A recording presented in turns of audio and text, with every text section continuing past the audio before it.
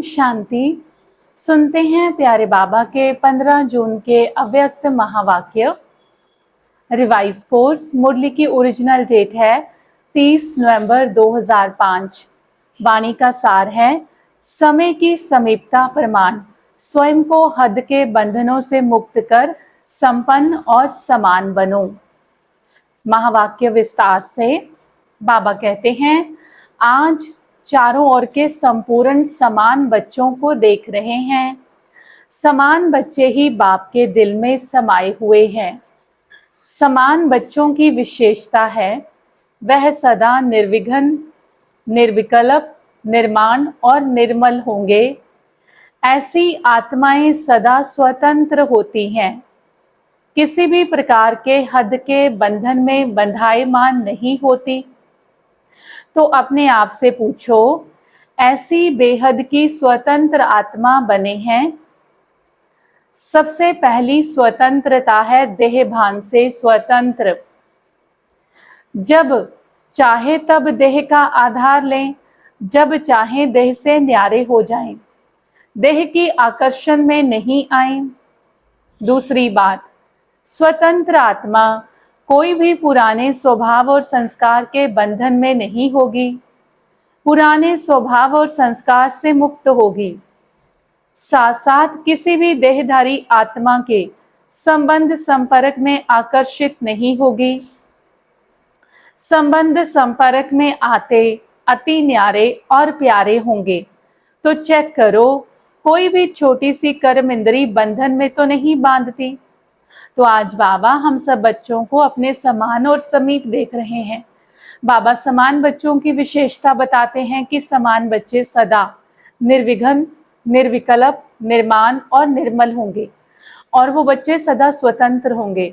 सबसे पहली स्वतंत्रता देह भान से स्वतंत्र, जब चाहे देह के बंधन में आए और जब चाहे देह के बंधन से स्वतंत्र होकर निराकारी आकारी अवस्था का अनुभव करें। दूसरी स्वतंत्रता अपने पुराने हद के स्वभाव संस्कार से स्वतंत्र होंगे। तीसरी स्वतंत्रता किसी भी आत्मा के संबंध संपर्क में आते हुए उसके आकर्षण, लगाव, झुकाव, प्रभाव में नहीं आएंगे। तो बाबा हम सब बच्चों को अपने अंदर ये तीनों ही तरह की स्वतंत्रता को चेक करने के लिए कहते हैं।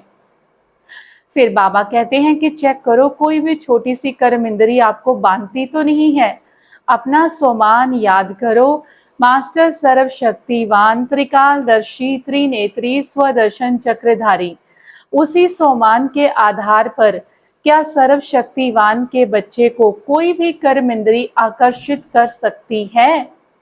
क्योंकि समय की समीपता को देखते अपने को देखो, सेकंड में सर्व बंधनों से मुक्त हो सकते हो। कोई भी ऐसा बंधन रहा हुआ तो नहीं है, क्योंकि लास्ट पेपर में नंबर 1 होने का प्रत्यक्ष प्रमाण है।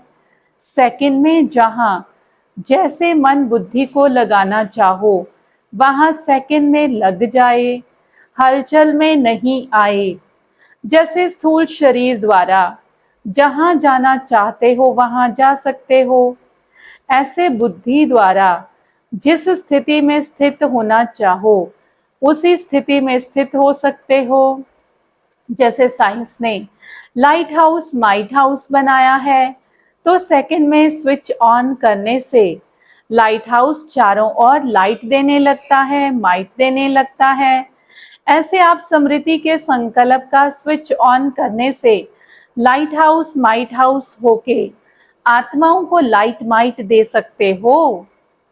एक सेकंड का ऑर्डर हो, अशरीरी बन जाओ, बन जाएंगे कि युद्ध करनी पड़ेगी। यह अभ्यास बहुत काल का ही अंत में सहयोगी बनेगा। अगर बहुत काल का अभ्यास नहीं होगा तो उस समय अशरीरी बनना, मेहनत करनी पड़ेगी। इसीलिए बाप दादा यही इशारा देते हैं कि सारे दिन में कर्म करते हुए बार बार यह अभ्यास करो। इसके लिए मन के कंट्रोलिंग पावर की आवश्यकता है। अगर मन कंट्रोल में आ गया तो फिर कोई भी कर्म इंद्री वशीभूत नहीं कर सकती। अभी सर्वात्माओं को आपके द्वारा शक्ति का वरदान चाहिए। आत्माओं की आप मास्टर सर्वशक्तिवान आत्माओं के प्रति यही शुभ इच्छा है कि बिना मेहनत के वरदान द्वारा, दृष्टि द्वारा, वाइब्रेशंस द्वारा हमें मुक्त करो। अभी मेहनत करके सब थक गए हैं। आप सब तो मेहनत से मुक्त हो गए हो ना, कि अभी भी मेहनत करनी पड़ती है। सुनाया था मेहनत से मुक्त होने का सहज साधन है दिल से बाप के अति स्नेही बन जाना। आप ब्राह्मण आत्माओं का जन्म का वायदा है। जब बाप ने अपना बनाया, ब्राह्मण जीवन दी, तो ब्राह्मण जीवन का आप सबका वायदा क्या है? एक बाप दूसरा ना कोई। बाबा हमें वायदा याद दिलाते हैं और हमसे पक्का कराते हैं कि हाथ हिलाओ, कांध हिलाओ। तो बाबा कहता है ये वायदा पक्का है या कभी कभी भूल जाता है? देखो 63 जन्म तो भूलने वाले बने, अभी एक जन्म स्मृति स्वरूप बने हो। तो बाप दादा बच्चों से पूछते हैं कि बचपन का वायदा याद है? कितना सहज करके दिया है। एक बाप में संसार है, एक बाप से सर्व संबंध हैं, एक बाप से सर्व प्राप्तियां हैं, एक ही पढ़ाने वाला भी है और पालना करने वाला भी है। सब में एक है, चाहे परिवार भी है, ईश्वरीय परिवार, लेकिन परिवार भी एक बाप का है। अलग अलग बाप का परिवार नहीं है, एक ही परिवार है। परिवार में भी एक दो में आत्मिक स्नेह है, स्नेह नहीं आत्मिक स्नेह। बाप दादा जन्म के वायदे याद दिला रहे हैं। और क्या वायदा किया? सभी ने बड़े उमंग उत्साह से बाप के आगे दिल से कहा, सब कुछ आपका, तन मन धन सब आपका है। तो दी हुई चीज बाप की अमानत के रूप में बाप ने कार्य में लगाने के लिए दिया है। आपने बाप को दे दी है ना? या वापस थोड़ा थोड़ा ले लेते हो? वापस ले लेते हो तो अमानत में खयानत हो जाती है।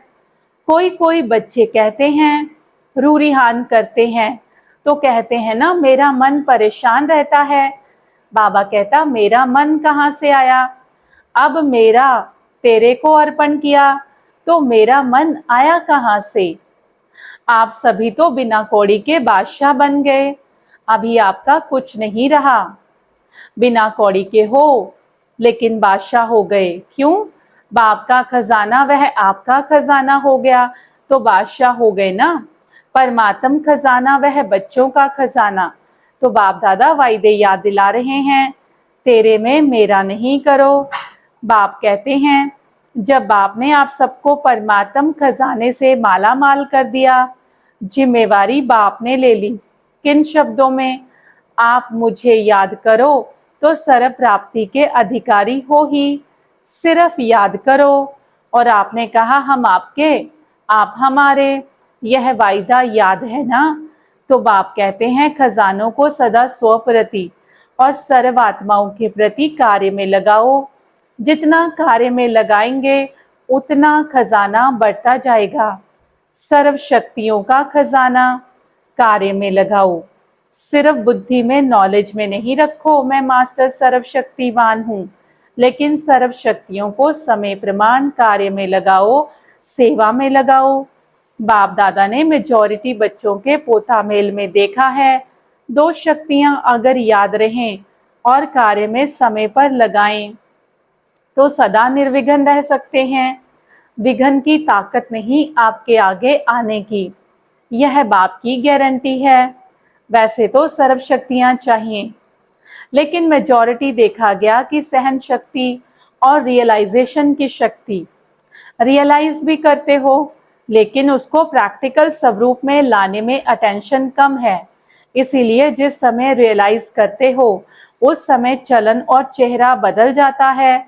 बहुत अच्छे उमंग उत्साह में आते हो, हाँ रियलाइज किया, लेकिन फिर क्या हो जाता है?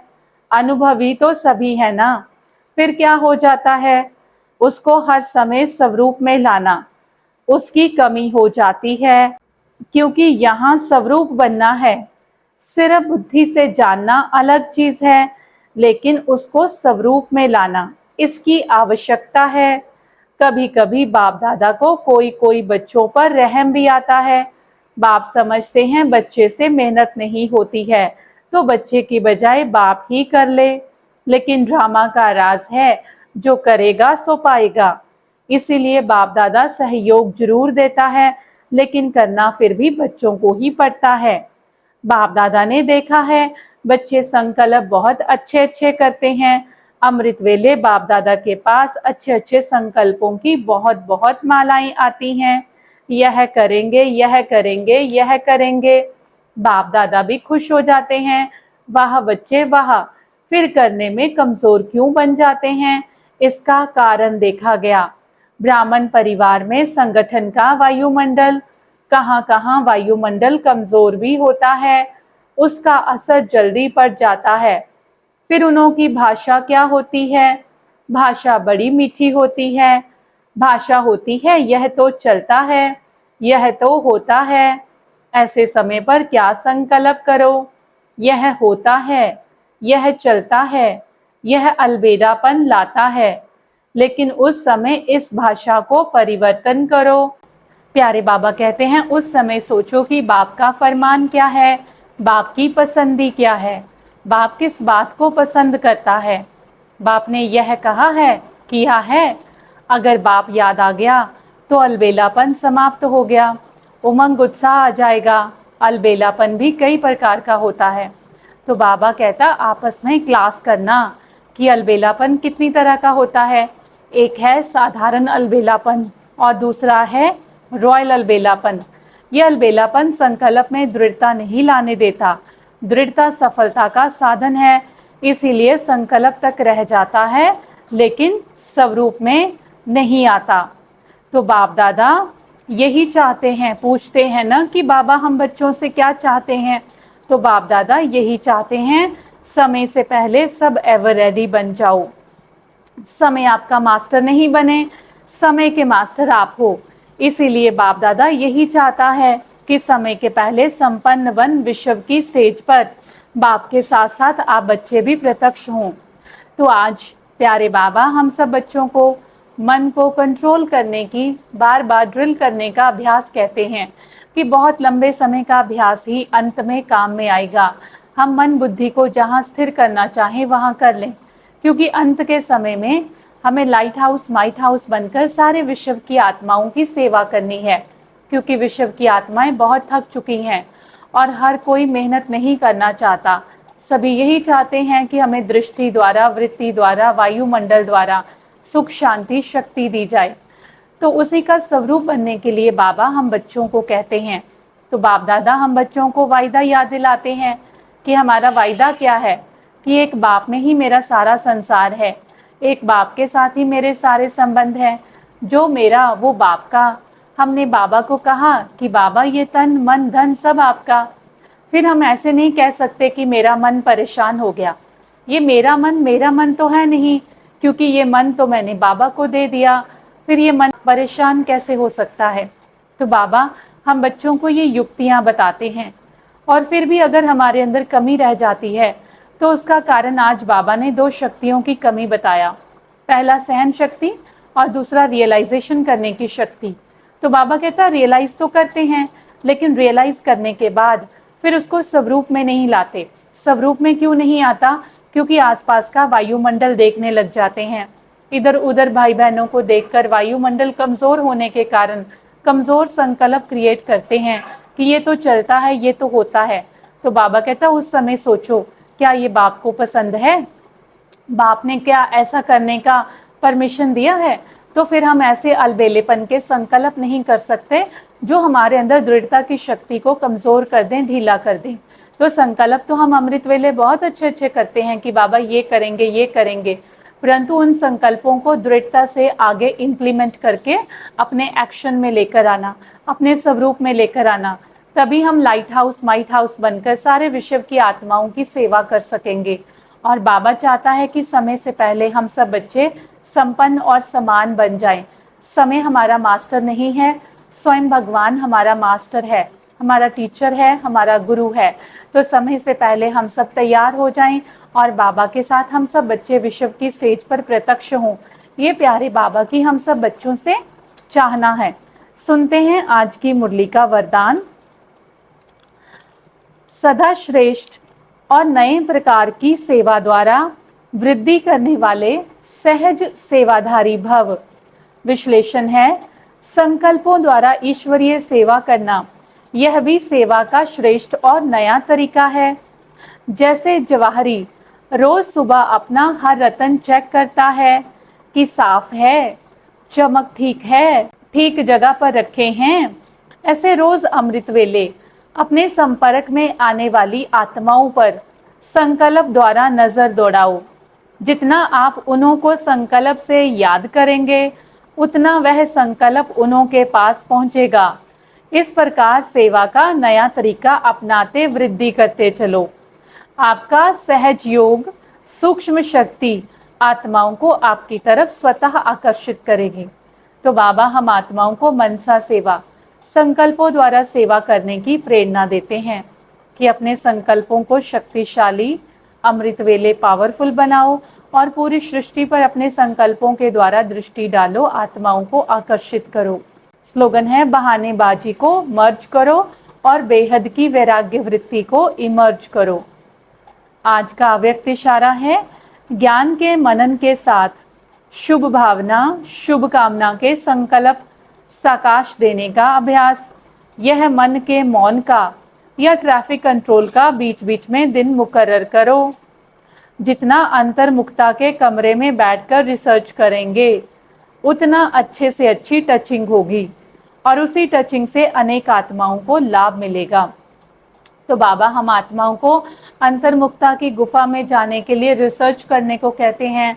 शुभ संकल्प, शुभ चिंतन, बार बार दिन में रुक रुक कर ये पावरफुल थॉट क्रिएट करो, संसार की आत्माओं को वाइब्रेशंस भेजो और देखो आपके संकल्पों का जादू कैसे चलता है। ये रिसर्च करेंगे अंतर्मुखता की गुफा में जाकर। प्यारे बाबा का बहुत बहुत शुक्रिया। अच्छा, ओम शांति।